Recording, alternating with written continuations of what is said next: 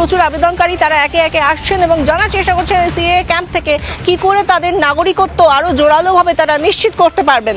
এবং সেই জায়গা থেকে আমরা দেখতে পাচ্ছি কালী নারায়ণপুরের কামগাছি এলাকায় এই ক্যাম্প হচ্ছে। রানাঘাট উত্তর পশ্চিম কেন্দ্রে শুরু হয়েছে এই সিএ ক্যাম্প। বিধায়ক পার্থ সারথী চ্যাটার্জির উদ্যোগে এই ক্যাম্প হচ্ছে। সিএ প্রক্রিয়া সহজভাবে বোঝানো হচ্ছে এই ক্যাম্পে। আরো বিস্তারিতভাবে জানাবেন আমাদের প্রতিনিধি পলাশ আমাদের সঙ্গে রয়েছে। একদমই দিন কয়েক আগে রাজ্য নেতৃত্ব বিজেপির রাজ্য নেতৃত্ব থেকে ক্লিয়ার করা হয়েছিল যে 100টিরও বেশি সিএ ক্যাম্প এ রাজ্যে হবে। আর তুমি দেখো আমার পেছনে কতটা উন্মাদনা, একদম মতুয়া ঘরে এই মতুয়াদের যেখানে অধিপত্য সেখানেই বিজেপি বিধায়ক পার্থ সারথী চ্যাটার্জি তিনি এই ক্যাম্পের উদ্বোধন করলেন। ভিডিও জার্নালিস্ট বলো একটু দেখাও।